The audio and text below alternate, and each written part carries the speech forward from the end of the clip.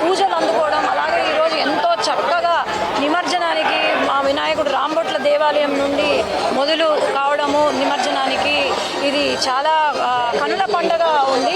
ఇక్కడ అధికారులు కూడా కలెక్టర్ గారు అయితేనేమి, ఎస్పీ గారు అయితేనేమి, డిఐజీ గారు ప్రతి ఒక్కరు కూడా ఇక్కడ ఈరోజు ఎంతో చక్కగా అరేంజ్మెంట్స్ చేస్తూ ఈరోజు ముందుకు వెళ్ళడం జరుగుతుంది.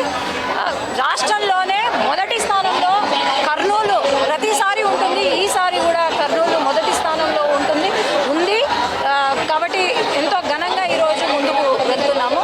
అందరూ కూడా జాగ్రత్తలు తీసుకొని ఈరోజు నిమజ్జనంలో పాల్గొనాలని చెప్పి కోరుకుంటూ ప్రతి ఒక్కరికి ఈరోజు వినాయక అసోసియేషన్ తర్వాత రాంబొట్ల దేవాలయం వాళ్ళు కూడా అందరూ సహకరించినందుకు పేరు పేరున ధన్యవాదాలు. Thank you. మొట్టమొదటిసారిగా ఇక్కడ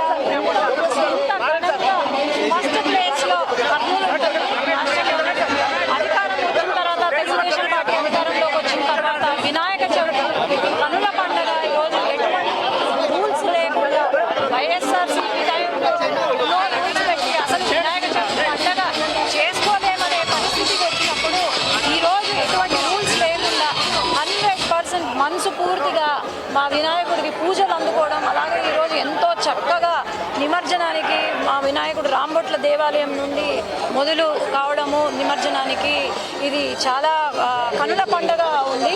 ఇక్కడ అధికారులు కూడా కలెక్టర్ గారు అయితేనేమి, ఎస్పీ గారు అయితేనేమి, డిఐజీ గారు ప్రతి ఒక్కరు కూడా ఇక్కడ ఈరోజు ఎంతో చక్కగా అరేంజ్మెంట్స్ చేస్తూ ఈరోజు ముందుకు వెళ్ళడం జరుగుతుంది.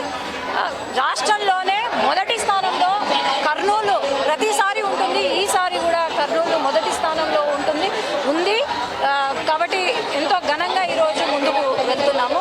అందరూ కూడా జాగ్రత్తలు తీసుకొని ఈరోజు నిమజ్జనంలో పాల్గొనాలని చెప్పి కోరుకుంటూ ప్రతి ఒక్కరికి ఈరోజు వినాయక అసోసియేషన్ తర్వాత రాంబొట్ల దేవాలయం వాళ్ళు కూడా అందరూ సహకరించినందుకు పేరు పేరున ధన్యవాదాలు. Thank you.